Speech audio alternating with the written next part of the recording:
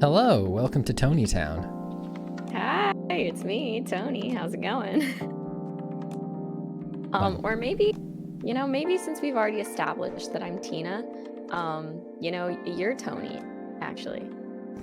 We could do that. Do you have a name? I'm Patrick. I thought we went over this. I'm Patrick. Oh, we have some dropped frames here, chat room. Bear with us for just a second. See if this turbulence levels out. Turbulence. It's a little bit bumpy in Tina Town. A little bit wavy. Wavy gravy. Yeah, that kind of happens when you're floating in a void. You never really know what to expect. I love the void though. It's good out here. Hey, welcome. Well, I'll let you run the intro. I think we're through the wilderness here. Sure. Yeah, Pat is looking very green today. I think something with the lighting, something with the atmosphere, kind of like how, when I think water gets on like metal, like rust can happen when the void hit Pat turns green, that kind of thing. But yeah, welcome to Tina Town. We have the same segments as last time, along with one brand new segment and a brand new person in Tina Town to introduce you guys to.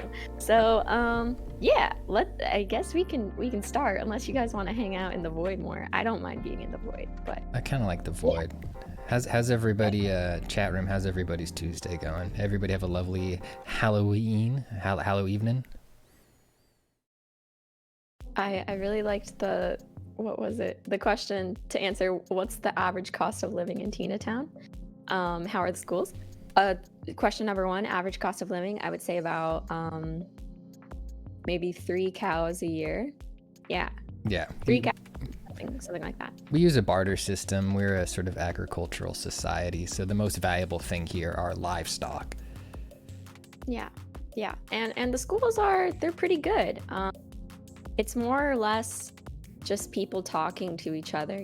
I guess we have no official school system. It's just, this is the closest you get, just talking, reading out news articles. That's our real form of education. Reading out Polygon news articles. Very educated town. Specifically on video games and entertainment. Do we want to look at some stuff? Do you want to maybe walk down the street and see who we run into? Yeah. Let's go look around. Let's get the void. Let's go. I don't know. Hang on. No, you're walking down the street. This is still a Tina Town 0.5. We're working on it. We're gonna make this more immersive, maybe, or maybe part of the beauty is the fact that it is very hodgepodge. So it seems pretty professional to me. Oh, look out, here I come. Whoa, I'm driving the trailer truck. There's nothing professional about going past the speed limit, Terry. Hey, gosh, dang it. You're allowed a couple free ones every day. Okay. Yeah, that's a law in Tina Town. You're allowed to speed about twice a day. Any law, actually. You're allowed to break any law twice a day. Oh, wow. And the very free town. It's a good place. Good place to do what you want. Anyways, do you crime can't be out of control if there's no such thing as crime. That's such a good point. Oh my gosh, I didn't know this was like a political talk show. This is a really good point. I think you can't have. Yep. Yeah. There you go. I think you're onto something, Terry. I certainly am. Hey, we got a bunch of trailers. Sick. Yeah. Trailers. It looks like the current trailer you have up is Marvel Snap, which I've been hearing all about. I don't know if you guys have been hearing about it, but it's a card game. It's a mobile game. Of our Marvel coworkers are playing this a lot, and I don't. Seriously? Yeah. Joshua. I have not touched it. Yeah, apparently it's really, really, really good. So maybe we'll have to play a video game on this stream one day, and it'll have to be Marvel Snap. I'll tell you what, though, I got real excited when I saw this because I thought it was. I was feeling a little tired, and I thought it was called Marvel's Nap. Oh, that's funny. Thanks. You're funny, Terry. We can always count on you for a good joke. Is anybody playing this in the chat? Well, here we go. Here we go. Oh, a photography game? Yeah, just like the Pokemon Snap or something like that. Yeah. But yeah, surprisingly, no. I mean, I guess you can take photos of the game, like screenshots. You can make screenshots of your cool-looking cards. Yeah.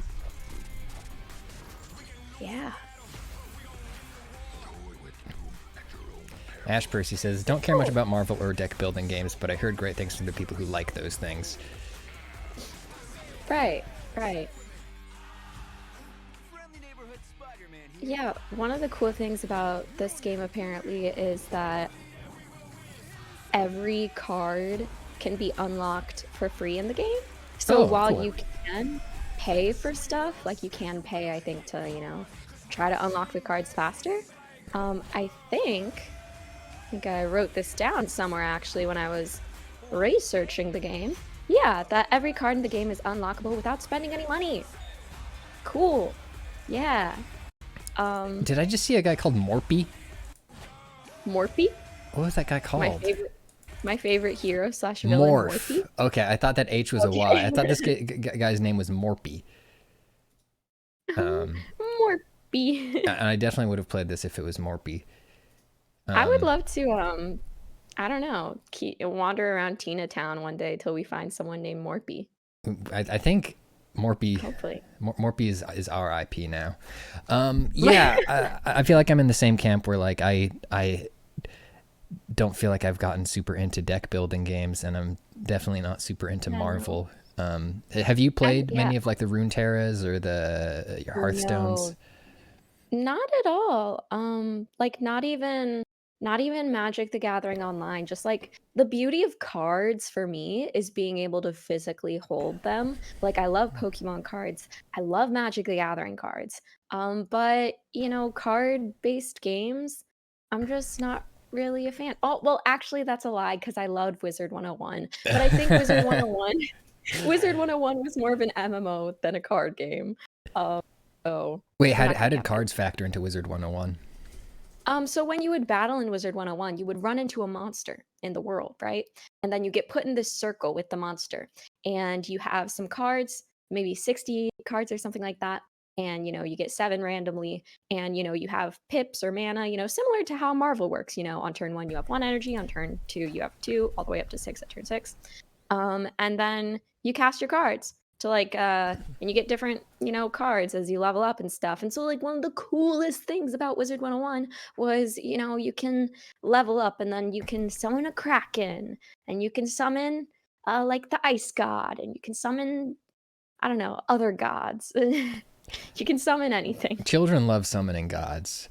Yeah, this looks, I had ought to try it out because like with the way other people on our team are talking about it makes it seem like it's very fun. It's like got these 3 lanes here, so there's like sort of a laning structure where you're building up cool combos and you can like swap things from one to the other. The thing that somebody said to me that sort of sold me on it being fun was that it's got like this really good blackjack feeling to it, where like the cards that you're putting down, like you're dropping these cards face down simultaneously as your opponent, and then you both reveal what you've put down, and then you sort of the game figures out how those interactions happen, but every turn I guess is sort of this fun wager, which is cool. But yeah, I've mostly just played Slay the Spire, which is like a PvE version of this. I've played a lot of it. In the Polygon article about this, written by Pete Volk, they noted that they're glad it doesn't lean so hard into the Marvel Cinematic Universe, instead relying on the rich comics history of characters and style variants, which I'm sure traditional comic fans are perhaps happy about. And I guess it can introduce, people that are big MCU fans to other heroes and villains and things. And also, the games are apparently really short, so I guess low barrier to entry. It's like 5-minute long game. So yeah, nice. I'll give it a go just for the sake of trying it.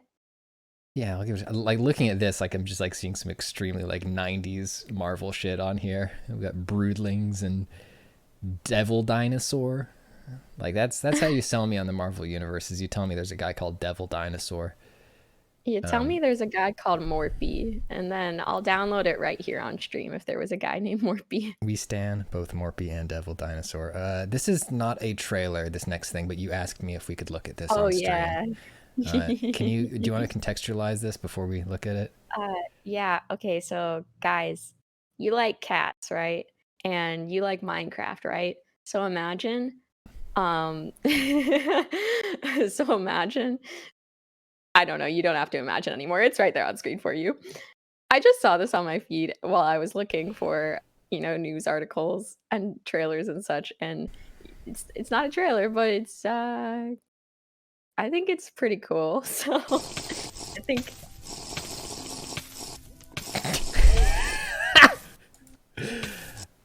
Oh no. and the little noises. I didn't play enough. So the cat is drinking the lava despite the fact that the lava is harming the cat. Yeah, yeah. Correctly? It's like, and honestly, like it's somewhat similar to cats in real life, in that sometimes, or even dogs too, that they'll just be ingesting stuff that's not good for them at the behest of their health. And you're just like, no, stop, kitty. But they're just like, no, give me the, I don't know what they want, the cake, or just drinking out of a water glass. My cat would never want to. Can we get cat content every stream? Yeah. Yes, we'll have a kitty corner. I'm scared of cats because I'm an Etruscan shrew. I see. I'm sorry. Yeah, but I do often see the cat who lives in my home drinking out of the toilet. Yeah. Cats are weird like drinking that. out of the toilet, drinking out of cups, anything that's not their bowl. That's what they love drinking out of. And it's super good when like they have to like squeeze their heads really hard to get into the cups. Yeah. That's a good look. Yeah. Trailer truck. Trailer truck. That's what Terry says. So maybe between the, classic. we're printing up the trailer truck t-shirts right now. Hang on, wait. Let me put on a little gentle music. There we go. Gentle music. Maybe between the two of us, we can figure out what the fuck is going on here. Do you know anything about Death Note? Oh yeah, I've watched Death Note's one of my favorite animes. Okay, good, because I'm a nearly middle-aged Etruscan shrew. I see. And I've watched a lot of The Simpsons, but I have not done any Death Note. Right. So together we can piece it together. Yeah. They did a Simpsons Death Note? Why? Yes. Why did this happen? There's an explanation. I looked into it. So basically, Simpsons does like little collabs sometimes where they, do some different art style, tribute type of thing. Oh my gosh, I started playing a video. And it'll like transport them either to a different world temporarily or just like in a different art style. And they finally, usually it's stuff that, is more in line with certain cartoons. But then they've friggin' which is, I think, it's such a weird thing, which is why it was like, it's so notable on social media that it's just like, Simpsons anime? What? This looks like a shit post, but it's real? So, yeah, that's why it happened, I guess. I want to see these Simpsons characters as anime. So I did watch this clip. Pomodachi says, because the writers are 20-something now, right? I'm a sort of half on that. Like, I could buy that, but also some of the jokes in here have extreme boomer energy. So it's like it almost feels like somebody assigned a bunch of 45-year-old Simpson writers to make some Death Note jokes, but I have not watched the whole thing. Let's check this out. And the character we're seeing is apparently Lisa, just by the way. Disgusting. The human race is 20 cow farts away from total extinction, and we deserve it. Gender reveal in the palm is kind of funny. Any person whose name is written in this death tome will meet their death and be dead. What? You must specify how the victim will die, and you may not kill the same way twice. This is obviously just a stupid prank. So they hired the actual studio that worked on the Death Note anime to do this. which is notable. It's also notable that the poor, long-suffering woman who voices Lisa Simpson is truly sounding her age. Specify how the victim will die, and you may not kill the same way twice. So did they do a whole ep, or is this just like one segment It's of a whole episode. Okay. It's a whole episode. It aired on the 30th of this month, apparently, and on like Fox or whatever the Simpsons streams. But now it says it will also be available to stream with Hulu beginning on Monday, October 31st. Today is November 1st. This will be available likely until the season itself comes to an end.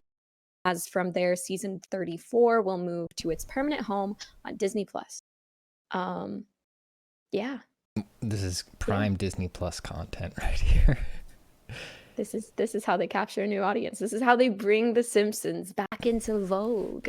I feel like the Treehouse of Horror bits have always been like a couple years behind. Like, and this is kind of interesting because, like they one of the best known bits is their The Shining parody that they did, and that obviously came out many years after The Shining came out. Mm-hmm. And this is obviously many years after Death Note came out. Does that mean Death Note is as iconic in the annals of horror as The Shining? I think so. Yeah, that makes sense. Yeah. I mean, I am if I ever have kids, I am way more likely to tell them about Death Note than I am The Shining. That's fair. That's just me personally. But yeah. Hey, we got some cool shit here from Sakurai. Oh yeah. Yeah, this is a cool little thing that released. Nothing new, but actually old. Basically a behind-the-scenes video revealing never before seen footage of an early prototype for Super Smash Bros. And breaking down the origins. And I don't know if you're into game development or just seeing, what games look like before they hit the shelves. This is way, way, way before it hit the shelf. As you'll see, it is very, very underdeveloped. Yeah, very idea. I want to watch more of Sakurai's YouTube channel. I'm like his the way he used to talk about Smash Bros when they do those Smash Bros updates was always really enlightening and fun. Hang on, design documents here. We got to pause and look at these.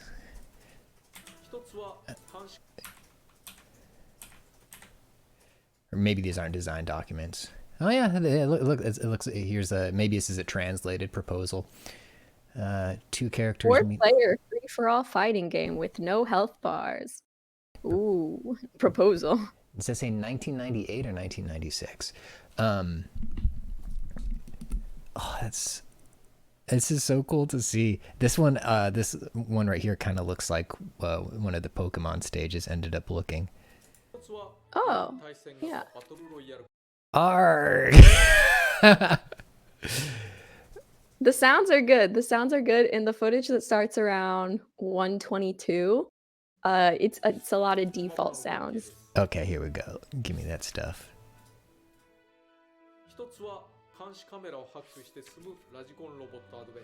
Oh, interesting. There used to be a lot of like there's proposed stuff with more camera angles.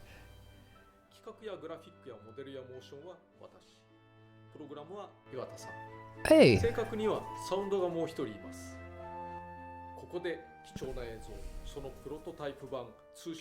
Okay, here is Dragon King the fighting game. Yes. This is our beloved Smash Bros. Look at these iconic characters. Honestly, one of them does the Captain Falcon backflip. Oh, no way. Oh! Wow. Sorry, that yell was so good. Let me back up. I think the background is great, how it's just like literally a photo. It kind of reminds me of, I don't know if anyone's gonna remember this, but I think on like one of the old DSs or like the DSi, there was this beat 'em up game like where you would like take a photo of yourself and you could turn yourself into a fighting character, and then there would be a background that could just, I think, be like a photo of anything. I'm pretty sure I turned my cat into a fighter. We gotta look up gameplay for that. This looks it is yeah. Pomaduchi says, Dachi says, it's crazy how similar this looks to the actual finished game. Yeah, this looks like Smash Bros. Looks like one of those games where like the prototype got the point across really well, and then it's just really a matter of turning it into a full-featured game from there. Yeah. Yeah, I think that is cool because like if you were to show this prototype to anyone and be like, oh, to any gamer that is, and ask what game is this, they can instantly tell, while that might not be the case with some other prototypes. Were you ever much of a Smash person? No, I really liked one of the Smash ones. I forget which one it was. Brawl. Smash Brawl on the Wii. The story mode of that. Played through that and just spammed Meta Knight whenever I played with friends. But then like, I don't know. I have like a few friends and acquaintances who are like really into Smash to the point where, you know, they know all the combos and they like watch the pros play. And so I feel like it's been slightly ruined for me just because when I think about Smash now, I think about like try hard Smash, which is just like a big deterrent for me because I can't do that. I can't do that. Well, the only solution is to become an even bigger tryhard. That's how you deal with tryhards. Just or poison them. Or that. If everyone who's better than you perishes, then you're the best. Easy. Yeah, tryhard Smash is a whole different game. You can't mash buttons. You can't be casual. I don't know. It's hard. It's hard and it's sad and yeah. Yeah. I think. I love Sakurai so much. He's a cool guy. Oh, look at this art! Look at this art! Oh, that's true. Yeah, Faith is an absolute menace in Smash. Yeah, Tekken Tag is super fun. Actually, there's a ton of overlap in the development teams between. Sorry, I'm maybe not a ton of overlap. There is an overlap in publisher. Namco Bandai actually handles the Tekken people actually handle a lot of the actual game development on the Smash games. Oh, big tonal shift here. Oh yeah. Oh, this is fun. This is great. This looks sick. If you're still looking to celebrate Halloween, we got a horror movie for you here. Hey, called Tumbad. Yeah, Tumbad. This is we have a post up on this on the site by Tasha. This is an Indian horror movie that Tasha says is shocking in the best ways. And we'll take a look at the trailer, but like basically it's a horror movie that takes place across like 30 years, I think. And it looks so cool.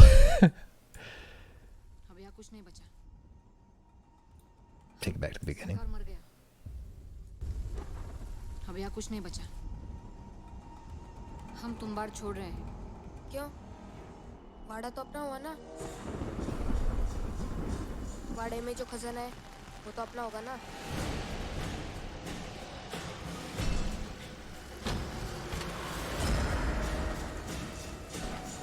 सरकार पूरी जिंदगी ढूंढता रहा कुछ नहीं मिला उसे और उस बुढ़िया का क्या खजाने के बारे में वो कुछ ना कुछ तो जरूर जानती होगी विरासत में मिली हुई हर चीज पर नहीं करना चाहिए Are you good at handling horror, Terry? Yeah, I don't expose myself to it much. God, some of the set design is so cool.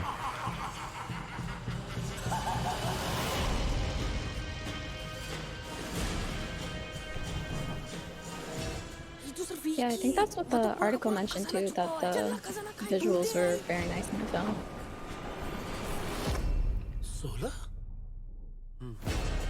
Yeah, Dexter, I got the same vibe with the like the spooky cave stuff, like some of the nice vibrant coloring. Tomodachi, it, as far as I could tell, it is available on Amazon. Yes, I'm guessing for rent. Yeah. streaming on Amazon Prime right now. Yeah, Amazon Prime.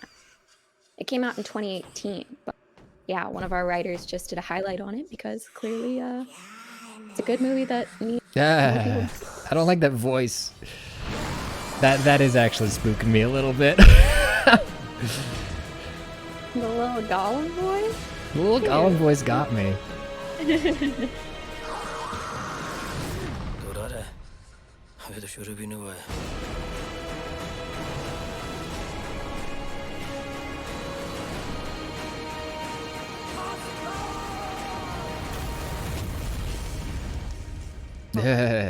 बाड़ में क्या है? वो देव Very cool. वही सो जा वरना हंसता रह जाए। नाम लेने से भी आता है क्या? Wow. That looks Yeah, sick. so it came out in 2018. So not in cinemas October 12th. They already was in cinemas back in 2018. I had never heard of this movie until I saw the Polygon article. And yeah, I'm excited to watch it. I love horror movies. And I haven't seen a lot of like Indian movies before, and I'm always really interested in like I don't know, trying to see like films from other countries and stuff. And yeah. Yeah, especially I mean, horror itself is a thing that's like so. I mean, there's a lot of extremely universal horror stuff, like being scared of the dark and things running around in the dark and grabbing you, but then like seeing where the deeper layers of the horror, how those are different from culture to culture, and time period to time period, is really cool and fun. Wait, yes, yeah, they mentioned, let me find it. Oh my gosh, I wrote down a quote that mentioned that. Yes, okay, so from the article, all horror is meant to take audiences out of their comfort zones and let them feel threatened by the unknown and unfamiliar. Toombad, with its reliance on the flavor of Indian myth and the shape of Indian history, just takes them further than most horror stories. Yeah. And I know there's also some like Lovecraftian stuff in here. Ooh. Like that god Hastar is not an Indian god. Is not a member of any known Hindu pantheon. He's a scary greed god, I think. Yeah. That's actually a good plus. Greg says foreign horror movies are extra challenging because you can't look away from the screen because you need to keep reading the subbies. That's also true. That's true. And also that helps you get jump scared more because you're like, I gotta focus, and then That's true. you get spooked. Yeah. I'm sure some people would argue that it takes them out of the horror movie, like, oh, I have to read while watching. But I don't know. I feel like if you're used to reading subtitles, it's not hard.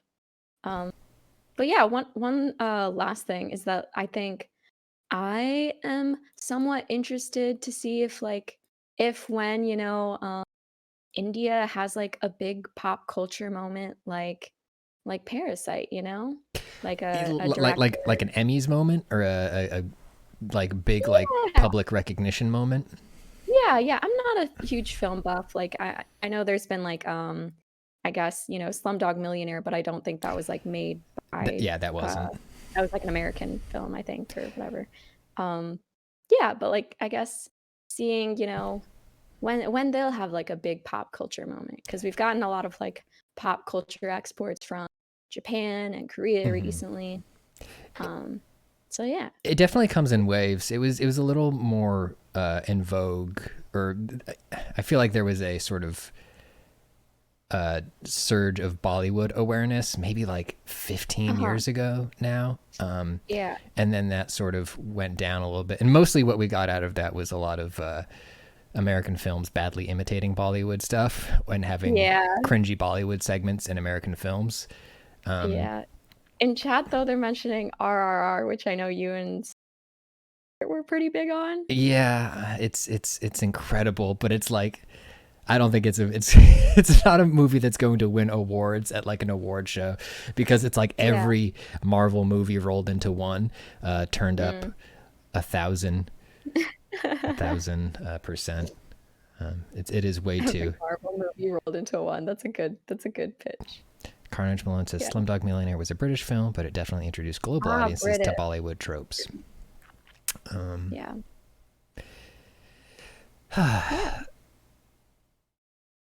Let's. Do you want to look at some? Oh, hang on, wait, no, we're done in the trailer truck. Oh my God, no, Terry. Oh no, I gotta go. Yeah, I missed my next time. Oh my gosh, the trailers we had today, it was so fun. Yeah, no problem. Yeah, wherever you gotta go, just get there safe, buckle up. Yeah. Okay. Only break the law twice. Twice only. All right. I'll catch you on the next one. Yeah. I'm making car sounds too because it's kind of how you say goodbye in Tina Town when someone else is in a car, regardless of if you're in a car or not. You should say goodbye to them by making car sounds as they leave. Go. You do it out of respect for the car. Also, I missed this if-then statement. Thank you for your Prime sub. We're gonna go to the hold screen real quick, and then we're gonna take a look at some news. Sweet. Okay.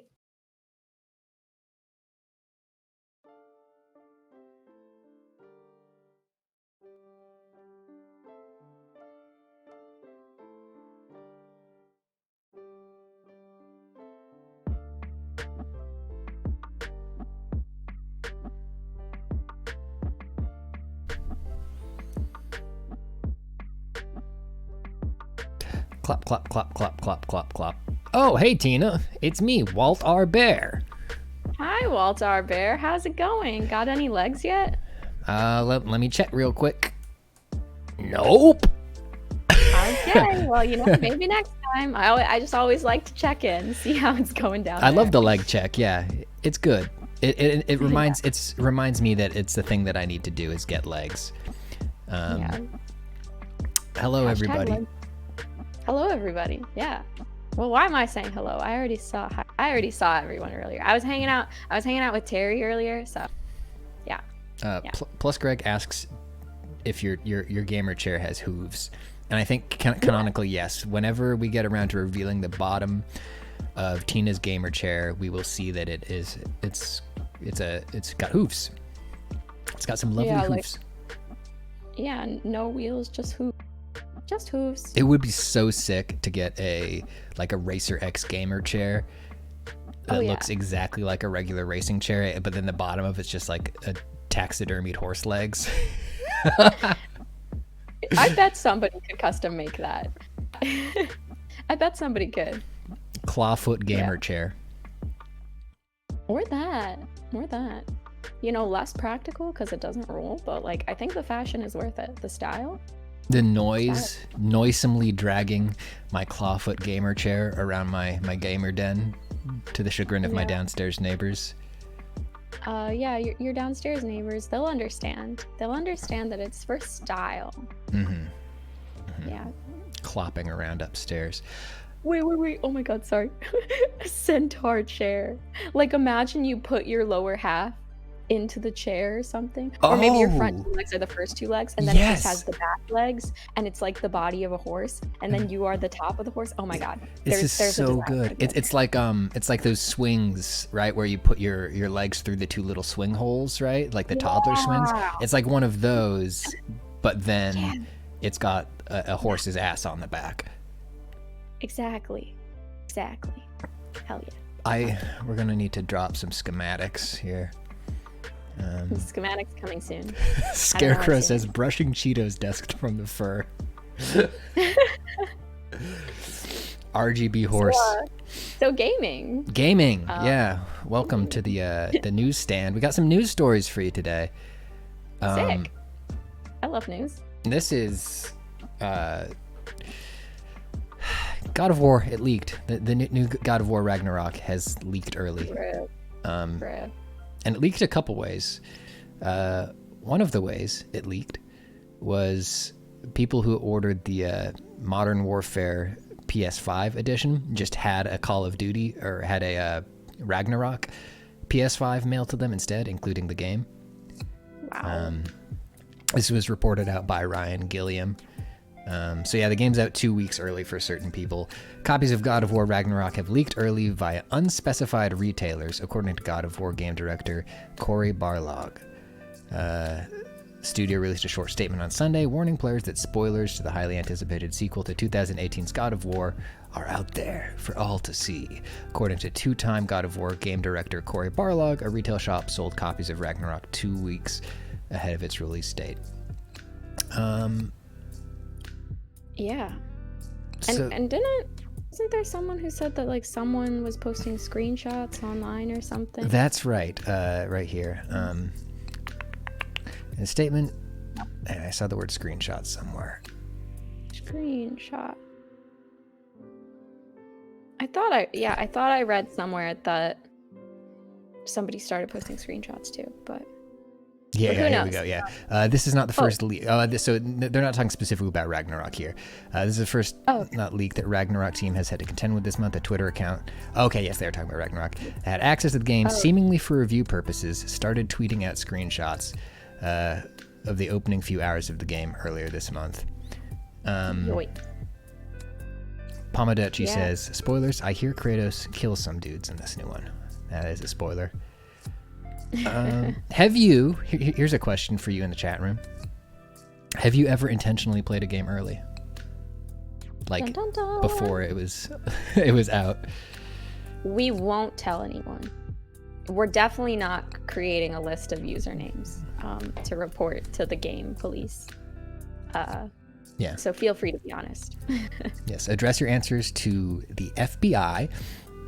Maddie Riri asks, is it normal for game retailers to get games 2 weeks ahead of time? As a former GameStop employee, it would really depend on the game, right? Like, I remember seeing boxes for Mass Effect 2 or 3 or whichever. I think it would have been 3. Mass Effect 3, maybe like 10 days before it came out.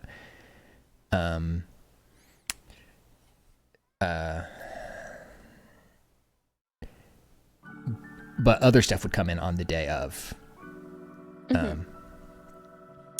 Yeah. I know a similar thing happened to Beyonce's album, I think, where a retailer started selling it like 2 days beforehand, I think. So I just think, embargoes, selling stuff on time, it's hard sometimes. It's hard apparently. Yeah, I'm like sort of neutral on it. Like I'm extremely anti-scalping, but I am less bothered when like a mom and pop shop, breaks a street date by a couple days. Because it's so hard for like small media shops. And what I'm saying, I guess, is it's okay to break the law a little, which maybe I shouldn't be saying, but like, I don't know. I'm noticing a theme here.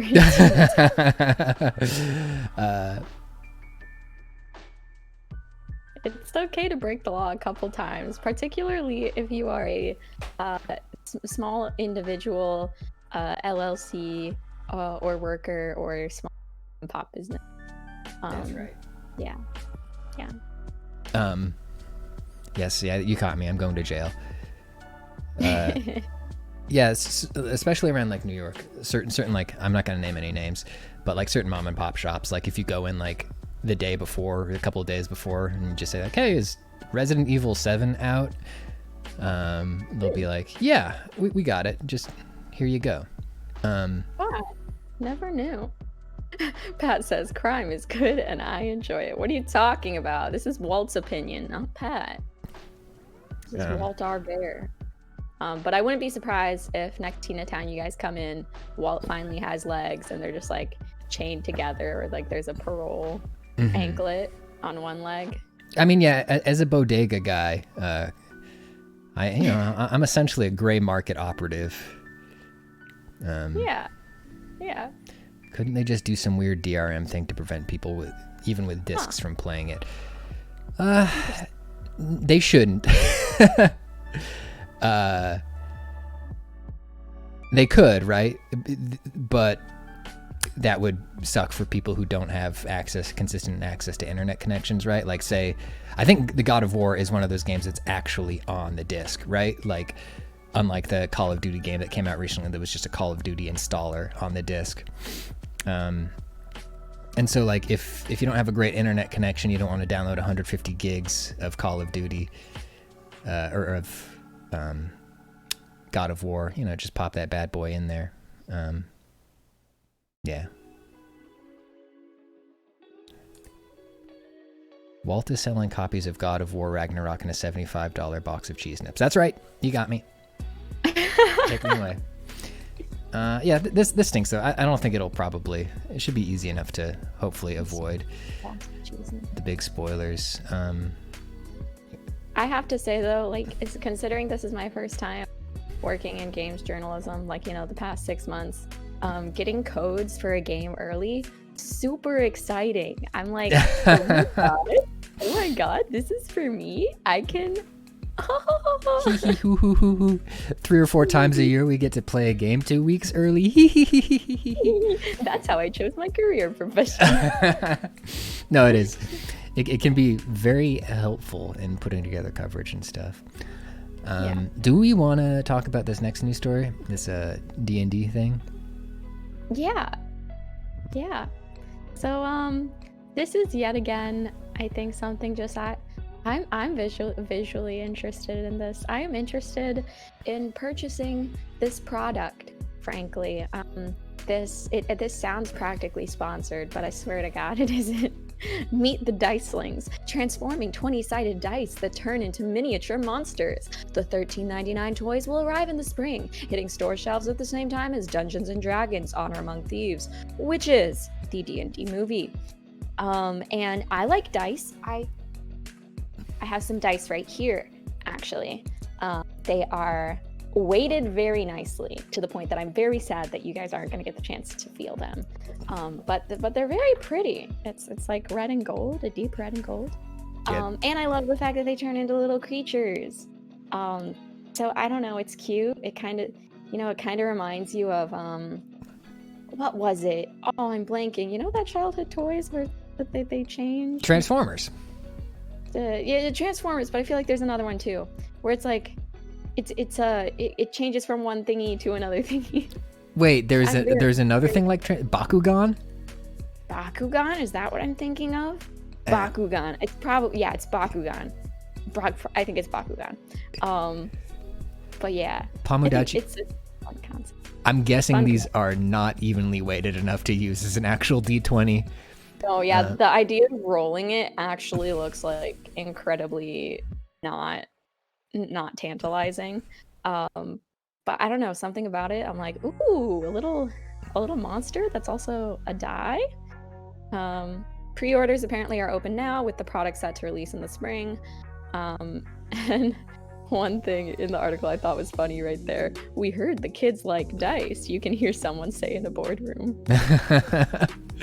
Yeah, thank you, Charlie, for writing this one out for us. This is why aren't they co-branded with the Transformers? Why aren't they the correct scale for using on the table with the rest of your miniature collection? These are good questions that we should continue asking. Play or display in either form, reads the product description. Just don't use this D20 for your tabletop game. Okay, so we are not supposed to roll these. But that's okay. I don't know. $13.99. I mean, I guess it's supposed to be a cheap, not like a fancy collector's thing or anything. This owlbear is freaking me out. Owlbear.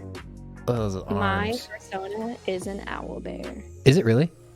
Or are you just deciding that right now? Yeah, no, I would love to decide it right now if I felt it was accurate, but I think an owl nor a bear is accurate to my personality. So, yeah. Feathersona. Yeah. Well, start thinking about what your fursona would be. Okay. Yeah, we'll come back with that next Teen to Town. Yeah. Also some big news for The Witcher fans, or simply Henry Cavill fans, or if you're a fan of both.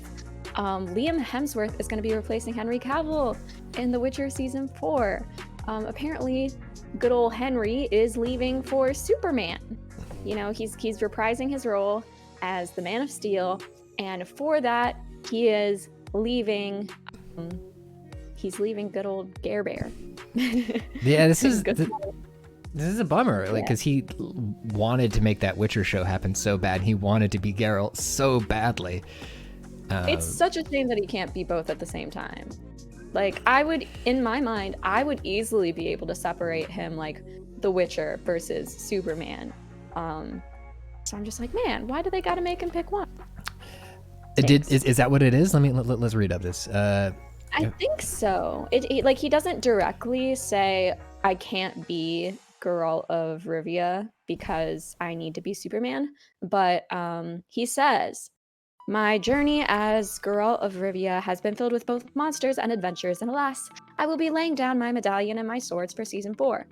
In my stead, the fantastic Mr. Liam Hemsworth will be taking up the mantle of the White Wolf. As with the greatest of literary characters, I pass the torch. I also just love how in character this is. I pass the torch with reverence for the time spent embodying Geralt, and enthusiasm to see Liam's take on this most fascinating and nuanced of men. Liam lives here. This character has such a wonderful depth to him. Enjoy diving in and seeing what you can find. And Henry also said, I am back as Superman. What you see in this image and in Black Adam, I think referring to some sort of Superman image, is just a very small taste of things to come. There's a lot to be thankful for, and I'll get to that in time. But I wanted to thank you most of all. Thank you for your support and patience. I promise it will be rewarded. So maybe it could be like a conflict of interest thing. Maybe it's more of a time thing. He's just like, I don't have time to do a bunch of Superman stuff. And also the Witcher stuff. I mean, it seems like the most likely is just that, like, DC, right? Probably signing a contract for multiple films, appearances in multiple films, including ones that you're starring in. And I think they shoot the show in, like, Romania too, so, like, flying back and forth. But yeah, just a very small taste of things to come. So lots of Man of Steel Henry Cavill content coming soon, I suppose. I'll miss this though. This was so much weirder. I'm very sad too. There was a funny meme I saw where it was like just a meme of like some girl running away from a guy, and the caption was like, Yennefer after Geralt's no longer hot, which like I thought was funny, but also like, you know, it's not that Liam Hemsworth is like amazing looking. He's a stud. It's just everyone is so attached to Henry already. So it's just fan bias. Maddie Riri says, we'll always have him drinking the vial in the spirit Halloween wig. Yes, those original screen tests were so funny. Him taking a tiny little sip of a vial. Liam Hemsworth, best known for his work in the Hunger Games. Australian Witcher.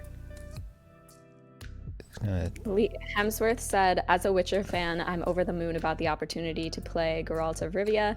Henry Cavill has been an incredible Geralt, and I'm honored that he's handing me the reins and allowing me to take up the White Wolf's blades for the next chapter of his adventure. Henry, I've been a fan of yours for years. I was inspired by what you brought to this beloved character. I may have some big boots to fill, but I'm truly excited to be stepping into the Witcher world. I'm excited. I'm still gonna watch The Witcher. I just want to. I don't know. Is chat room, for those of you who have seen Liam Hemsworth in his other film endeavors, is he capable of not doing an Australian accent? And I hope the answer to that is no, because I want to see Australian Witcher. I want to see Geralt of Rivia, you know, put his shumbuck in a billabong, go waltzing Matilda. Yeah. That'd be fun. Oh man, I am gonna miss Henry as The Witcher though. I'm gonna miss it. But I love the show anyway, so gonna keep watching it. Yeah. Okay. Dog news. On to more important things. You know, forget real people, real actors. Let's talk about animated dogs. Grievard. I hope I'm saying that right. I don't know. I have trouble pronouncing things. So basically, it's a dog, but the dog is spooky. It's a ghost dog, right? One of the newest and the most important boy in the world. Yes, we love this ghost dog. And just another dog addition to the new Pokemon Scarlet and Violet game. You know, we had Fido, now we have this guy. And the funny little bit of lore about it, or funny or sad, your call, is Grievard is friendly and affectionate to the point where paying it even the slightest bit of attention will make it so overjoyed that it will follow you wherever you go, according to the Scarlet and Violet website. However, Grievard will slowly and inadvertently absorb the life force of those around it, so it's best not to play with it too much. Same. So that's kind of sad. That either you have to die or the Grievard has to be sad. That is so tragic. This is like a fairy tale tragedy creature. Well, I feel like, you know how we talked last Tina Town about like the beauty of Orisa, you know, finding a deaf dog because like dogs don't like, what is it, you know, the vacuums and things that make lots of sounds. So then, you know, you find a dog that can't hear and then won't be bothered by your loud sounds. It's the perfect dog for you. Mm-hmm. So my theory, I'm thinking that Grievard just needs to find a human or another Pokemon that constantly heals itself. Oh, God. And then they're the perfect pair, and Grievard will not be alone. I thought what you were about to say was, I thought you were about to say Grievard needs to find a Pokemon who wants to die.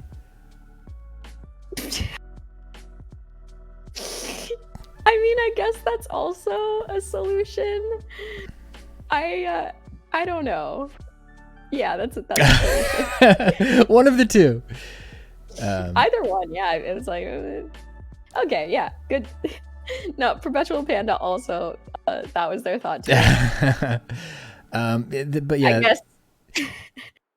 Yeah. Nicole Clark, who wrote this one out for us, made note that, you know, this is only one of the sadder Pokemon, including Cubone, the orphan ground type Pokemon who wears the skull of its dead mother. Sad. Very sad. I don't know if you guys saw Clayton's TikTok where he talked about original Pokemon names, like what they originally were when they were initially translating from Japanese to English. Apparently Cubone was Orphan. Too sad. Orphan. Like O-R-P-H, I think O-N. So basically orphan. Just another smashing hit at Cubone's dead mother lore. Very sad. Very tragic. Yeah, there's some tragic Pokedex stories out there. Quite tragic, but cute art. Yeah, Nicole also links some very cute Grievard art. Oh God, this stuff is all so good. I would let this dog kill me. I would let this dog slowly kill me. Yeah, because it's not like painful death either. It's a very slow death. No. Was this our last news story, or did I? I think this actually, this might be our last news story. But yeah, also on the note of like, maybe we're getting too dark with Grievard, but you know, let's say there's someone who's towards the end of their life. Oh yeah, sort of a hospice and they're dog. In like hospital care, and they're like, I don't want to be living in this state, and they choose to say, I want to go out peacefully.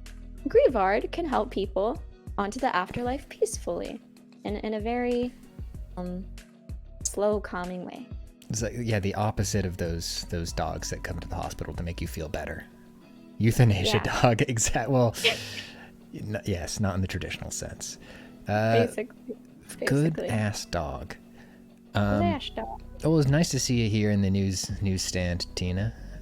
Where are you headed off to next? I believe. Let's see. Probably we're gonna go talk to Squishington Palo. Nice. In the trash heap, the laundry heap. All right. Well, enjoy it. I'll catch you on here soon. The door is behind you. Totally. Clop, clop, clop. I hope Walt's cheese nips sell well.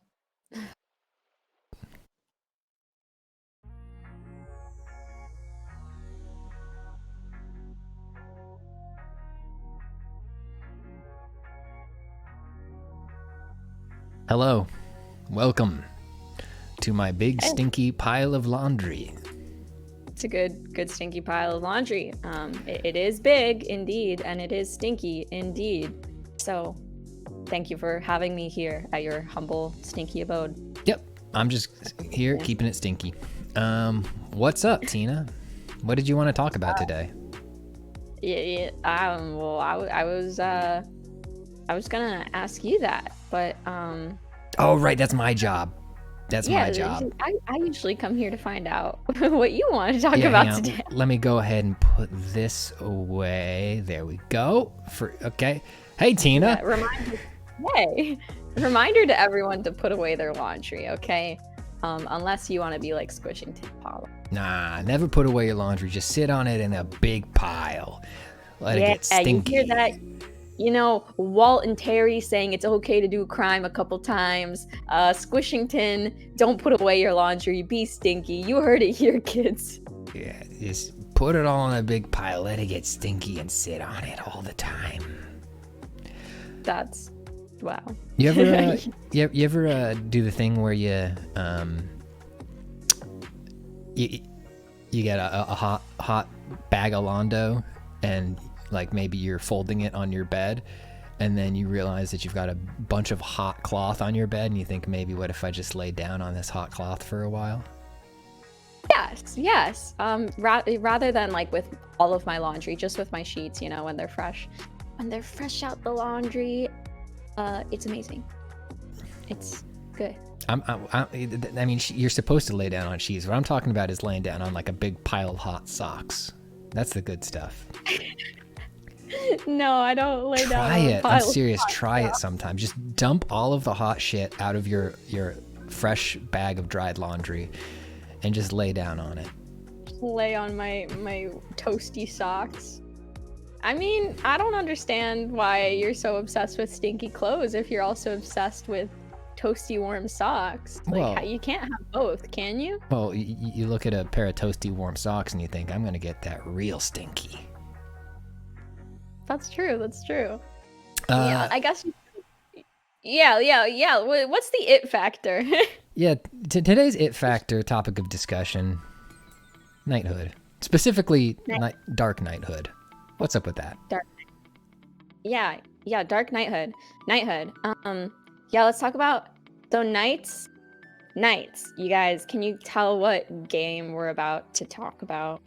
What we're talking about knighthood with? Okay, so knights in Gotham Knights, right? It's in the title. Okay, so you'd think there's gonna be lots of knights in Gotham Knights, but it's interesting. It kind of confuses me because they have knighthood, which like unlocks the 4th skill tree, and you unlock knighthood by completing the knighthood challenges, which appear after your first night on patrol in Gotham Knights. And in general, like the Gotham Knights refers to like the team of young vigilantes formed by Batman and Batwoman. And also in the universe, the Gotham Knights, or Gotham City Knights, is a name used by several sports teams. But just like, I don't really get it. Because, you know, Knights is a man. Okay, a man also in the Middle Ages. That was a gender neutral term, so a person. A man who served his sovereign or lord as a mounted soldier in armor. I guess we can say here that like their superhero outfit is their armor. But I'm like, I don't know, who is their sovereign or lord here? Batman? Batman's this isn't a spoiler. It's the premise of the game. Batman is dead. Can you be a knight to a dead lord? I think that's the real question I don't here. know. Faith, are you still? Are you in the chat room? Our expert of medieval things, Faith. Can you be a knight to a dead lord? What happens when the knight that you serve, the lord that you serve, dies? Yeah. Probably. I don't know. Thank you, Faith. Because like you get your knighthood, like, you know, when someone dubs thee a knight or whatever. But yeah, if the guy dies, then are you still a knight? Well, I mean, that would probably pass down the line of succession, right? So who is the line of succession?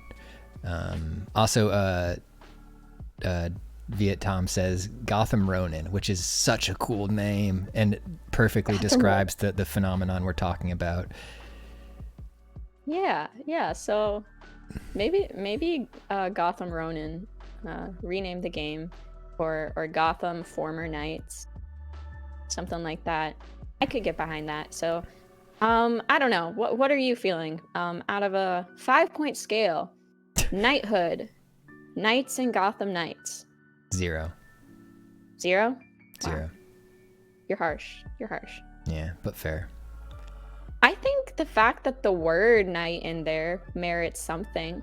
Maybe 1 then? know? Maybe 1? Yeah, I mean, I would say 1 just because like it is kind of disappointing. Like you see on the PlayStation Store, oh, this game called Gotham Knights. I love the Middle Ages. I love armor. And then you boot it up and there's nothing there. And there's no lord that you're serving either. It's just it's pointless in title and in aesthetic. Batman himself never served a lord other than himself, right? So even he wasn't really a knight. That's true. So we've cracked this one wide open. I think we can call it good. Batman, not a knight. Not a knight. Not a. Yeah, I'd give this a 1. It's a 1 for me personally. Oh, we'll go ahead. We'll write that down in the logbooks as we continue to figure out how to quantify all things. Hey, we got a new Sego. We do. You want to check this thing out? Yeah. Show me what it is. All right. Just bring me over there. I'll close my eyes. Tell me when we're there.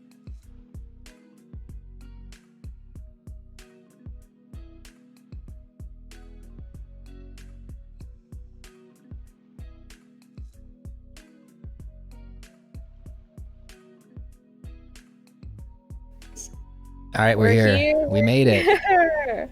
Oh, hey, the fan cam. Welcome. What's up? Hi. Did we come up with a name for this guy? Was it Freddy? I think it was either Freddy or Philip. Philip. I like Philip. Philip? Okay, well, hey, Philip. Hey, how's it going? I think this is where you are visually. Somewhere. Yeah, your eyeline looks great. You're looking right at me. Hey, Philip, how's it going? I'm chilling. My uncle's name is Philip. Oh, that's a good name. Yeah. I'm the fan cam fly. I think that's Watto. Uh-oh. I might have accidentally created Watto. Watto? Watto is the ambiguously offensive flying elephant man from episode 1. He's the guy who owns Anakin. Briefly. Oh my god. When you accidentally create Watto. Sometimes you accidentally create Watto. 1,000 chimpanzees typing on keyboards would eventually invent Watto. And episode 2, good point. People sent us some stuff. First of all, tell people, John Daigle, I will not do the voice. That is dangerous territory. People sent us some stuff. Yes, they did. And we're gonna look at it. Did they send it to us, or did you, Philip, take pictures with the fan cam? Oh yeah, you're right. That's the lore. I'm fan cam Philip, and I show up and I take photos wherever a fan wants a photo taken. Yes. Yeah. And do you want to talk us through these? Yeah, totally. Yeah. Let me. Yeah, I took a look at your photos beforehand, Philip. So and I jotted down some things about it. I actually got the chance to interview the people that. That's very cool. That submitted them. So that you took photos. I was out there taking Halloween photos. Oh yeah. Some Halloween pics. Today's the day after Halloween. And we got a couple from. We'll do Plus Greg's first. Sweet. Let me Oh drop yeah. Oh, okay. Hang on. There we go. It goes there. Here we go. It's getting there. Yeah. So this looks like Plus Greg and their partner did a Pokemon couples costume. We got a Snorlax and a Pokemon trainer. Let me get the other ones in here too. I got the quote from them. They said, "A partner and I celebrating Halloween as Snorlax and Trainer last year. We took these at the local dog park, which earned a lot of strange looks from both our dogs and other dog owners. Heck yeah. Heck yeah. No better place to wear a Snorlax onesie than in public, and I am a firm believer of that." I still have not invested in any onesies. I feel like it's going to be a game changer. I imagine it's hard to find like a onesie that's the size to fit a fly, but I'm sure you could get it custom made. That's true. This picture is so fucking funny. Oh, somebody play the poke flute. I love all the little plushies. I used to have so many Pokemon plushies when I was younger, but then my parents got rid of them when we moved. No! So now I have Turtwig. That's it. But Turtwig's all I need. Who am I kidding? Yeah. What do you want to look at next? You want to look at Queens? Yeah. Oh, this was really cool. This is something I was like, wow, how do you do this? Because I love Animal Crossing. Animal Crossing's a very fun game, but I am not good at decorating it. You know, people say that games like Call of Duty, Fortnite, Valorant, that those games require skill. What about the Animal Crossing skill, you know? This is gorgeous, yeah. What about Animal Crossing? Because I just can't do that. I don't have the artistic eye for it. I don't think I have I don't have the artistic eye for it. So I've always been somewhat envious of people that are able to decorate their towns so coherently. They got a little pumpkin house. They got pumpkin. They got all pumpkin everything. Yeah. Oh, and plus, Greg, exactly that. Also, thank you for submitting the awesome photos. Yes, I'm not playing the same game vibes. It's like that's not the same game. No. People may have seen my Animal Crossing house, and it is a men really live like this situation. God, that's so nice. Cool. It's cool. It's all vibes. Do you want to look at what do you want to look at next? You want to look at soup time or what else? Let's soup time. Let's go soup time. Thank you for submitting your beautiful village. Long live Queen Ed.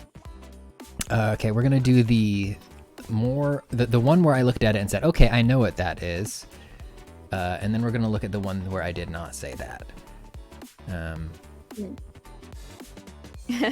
So this is the one where you know what it is. We're abandoning the photo frame for now. I need to actually optimize that to make that work better. That's Super Mario inside of Super Mario. Yes. Yeah, that's Marioception.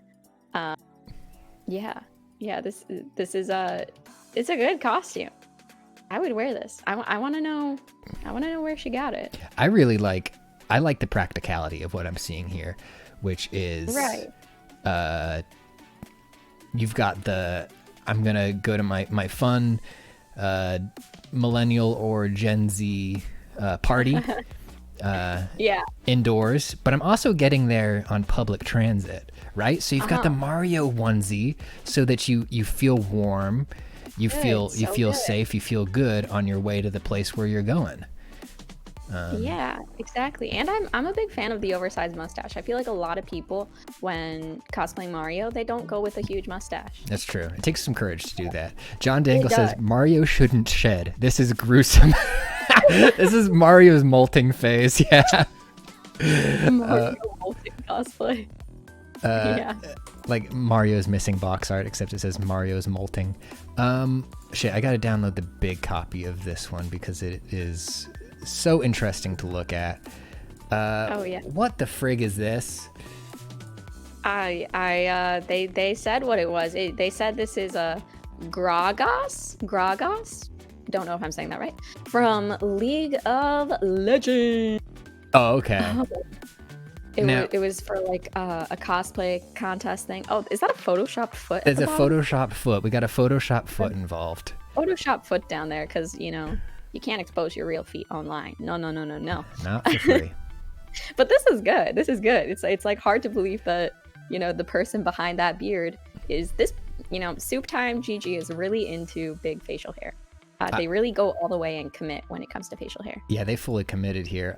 I don't know. This looks like a RuneScape character.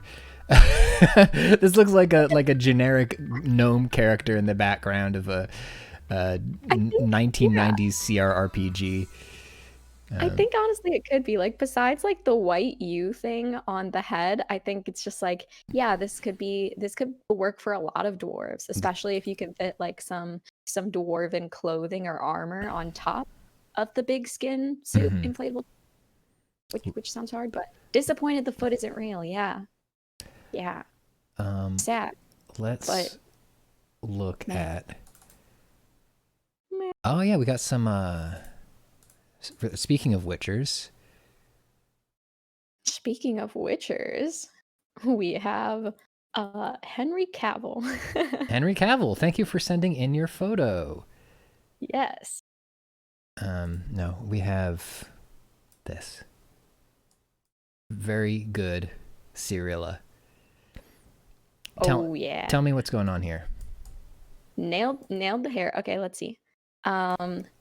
This is a picture of my costume for Halloween at work. The Witcher 3 is one of my favorite games, and I loved Ciri so much, so I had to go for this look. Yeah. And it is the complete look. It's like game screen accurate Cyrilla. Damn good. With the fucking sword and the little amulets. I want the sword. Yeah, when you get like the leather pouch and stuff and the strappies, that's when you become a real cosplayer. I feel like it's that stuff that makes any cosplay come alive, right? It's just like having a bunch of little pouches on you, like a bunch of like accessories and stuff. The moment you start layering on accessories, shit starts looking good. The corset, the sword case thing. Yeah. The other thing is like material quality stuff. Like this looks pretty well worn, right? Like, and that's always my problem is like whenever I try to do like a costume or whatever, I end up first of all, it's difficult because I'm a fly, and it's hard to find stuff that would fit me. But the other thing is like you end up getting a thing and it just looks like new off the shelf, too clean, too, the material might be too sort of artificial. It just looks costumey, right? Yeah, I think that's the case with a lot of like purchased cosplays online. I think like cosplays always look a lot better if you like buy the items individually. I don't know how Kapiroska exactly built their or how they assembled the piece. But like I wouldn't be surprised if they were like, oh yeah, I bought the shirt from this place and I bought the pants from this place and the corset from this place, and they kind of like assembled it from different places, because that would make sense. I feel like you get like higher quality stuff that way, or less costume looking stuff. I bought one very nice Renaissance Fair shirt, and I've been riding that high ever since. Speaking of Renaissance fairs and people running around in medieval times. Yay. That one from Quark. Got Quark Hobbit. What did they say about this? They said, I used a sewing machine for the first time in over 10 years for this bad boy. Had to find a costume that showed off my favorite game and my new bespoke trans chest. Hell yeah. Hell yeah. I've never played Hades. I haven't played it, but the character designs look cool as heck. And yeah. We got the cool skull belt going on. Was that a Sans Undertale on the belt? Hang on. Did we get Sansed? Did we get Sans? Did we get fucking Sans Undertaled? Is that a regular skull or is that a Sans Undertale skull? You got to answer us. I don't know. I can't see. Also, breaking the cardinal rule of online rudeness and commenting on things in the background of the photo. That is a fucking sick electric drum kit. Forgot about that cardinal rule, commenting on the background of the photo. Don't do it. Never do it. It's never cute. And we got one more Animal Crossing, Halloween Animal Crossing. A good one to go out on. Great stuff. So K Troxel said, I made a full Halloween town on my island, including all the villager houses. This is Pietro's. Pietro's one of my favorite Animal Crossing villagers, by the way. Even though I know he's low rank, he's just awesome. Which is Pennywise/It themed. I first read it as IT themed. But yeah, This is what every IT guy's house looks like. Yeah. Hey, K Troxel. The spider crab was the closest I could come up with for Pennywise's true form. Honestly, it Also, looks pretty good. A yellow raincoat and a boat. Yeah. Dang good. That looks good. fantastic. Yet again, playing a different game. Yeah, I'm running around getting bit by animals and shit in my Animal Crossing game, and these people are making art. It's just like when I get like I think a big part of it really is the creative vision, because it's not even that I don't spend time on the game and be like, oh, I just don't try as hard as they do. It's like, no, like I would spend like tons of time on the game, but then it's just like I don't have much of a creative vision besides, you know, getting a set of furniture together that's like, oh, the royal couch and then the royal bed, and I'm like, I have the full set, great. And then there's really not much creative design past that besides, I'm gonna put a little plant in the corner. Yeah, I'm so bad at these kinds of games. I don't have the right nesting instinct. But this looks incredible. And I love watching other people's like finished or even people like working in progress on their fun little custom spaces in these games. Yeah, you know what? I think I'm gonna do a video essay on animal skill, maybe. Sounds like a good topic to do. Yeah. Yeah. Faith has a very maximalist Animal Crossing island. Mine is I'm so scared to go back to mine now. What's gonna happen when I go back to my Animal Crossing island after being away for like literally 2.5 years? Well, I think, I'm not entirely sure if I'm correct, but I think with the New Horizons, they have like a limit thing for how many villagers can move out when you're gone for a period. So like, let's say you're gone for like, whether it's 3 months or a year, doesn't matter. If it's one period of time, then it'll just be like, I think one villager that moved out, and then it'll just kind of like pause your game more or less. Like it'll grow all the weeds and stuff, and yeah, you know, or they don't move out at all. Oh, they don't move out when you're gone. Really? So what you're saying is I'm gonna show up and then they're all gonna confront me at once and be like, hey, we're thinking of moving out. So they're gonna make me watch them leave.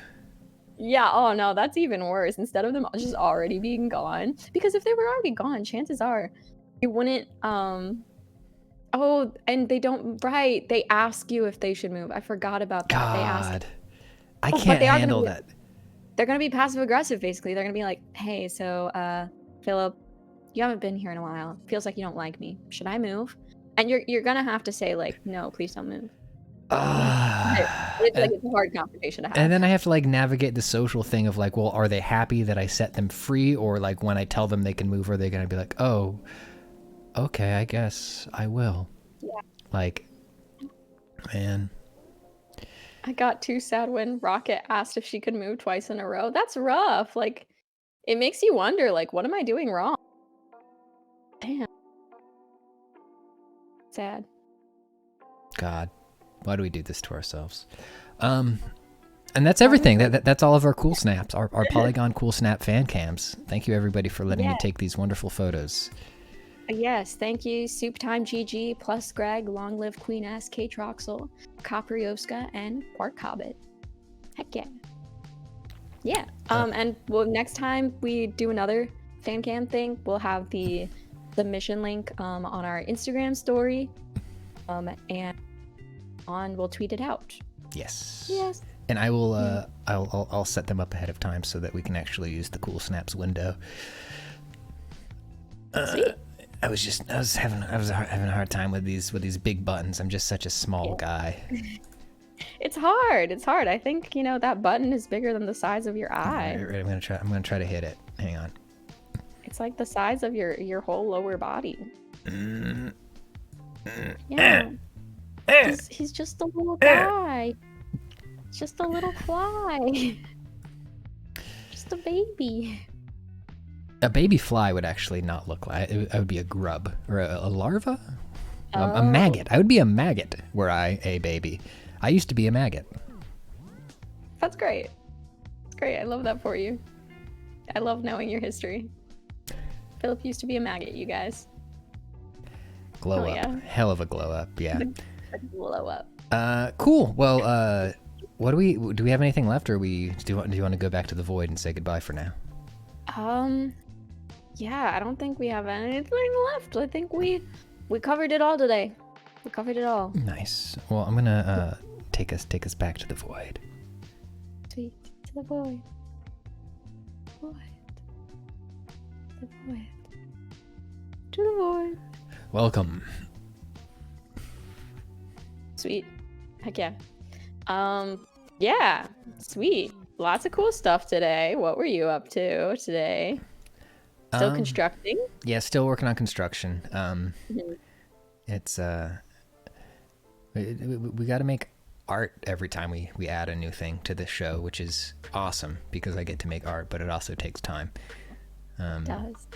So yeah, it's gonna remain under construction for a little while, but Or forever. Who knows? or forever. I mean, that's true. Yes, Yeah. Haunter. I am. Well, no, I'm a legally distinct character from the Mucinex guy. Yeah, we cannot be the Mucinex blur. No, And Slimer. I'm legally not Slimer either. Do not say that I'm Slimer. You'll hear from my lawyers. Yeah, but also, can I just say that I love that you have like a little microphone, like it's kind of like you're doing stand up right now. Float up, 'cause you're floating in the void. So I'm a booger. Yeah, but yeah, we have more segments to come as Pat just mentioned. We have more stuff to come. Will I spoil it? I don't know. No, I'm not gonna spoil it actually. You're just gonna have to tune in. Yeah, thanks for hanging out, everybody. We will be back with Tina. You and I didn't discuss if we're going to do this next week. Yes. Well, you It'll and I. either be next week or the week after that. That's right. But it'll be Tuesday, 3 p.m. It's Tina Tuesdays. Let's hashtag Tina Tuesday. Let's get this trending. Instagram. Tina Tuesdays. Yep. Tina Tuesdays with her tiny booger Pat. Whoa. Whoa. That's great. That's great. It's cool. Man, I wish I could do this in real life. No, that would be great. That would be great. I'm going to stop moving now. Okay, well, that's been the stream. Thanks, everybody, for coming out. Come back on Thursday. We're going to stream a really exciting game. It's called Fortnite. We've been busy doing some sponsored streams and some non-Fortnite games, and we were all sitting around talking about how much we love playing Fortnite together, so we're going to play some Fork Knife. We're going to get a #1 victory royale. I don't think we'll ever stop streaming Fortnite. That's the one thing that'll never change. I hope so. I can't wait to show you all my new dances. I have some new... I got some exciting new dances from the Fortnite shop. Okay. Well, And yeah. One of them looks like this. Whoa! All right, bye, everybody. Bye.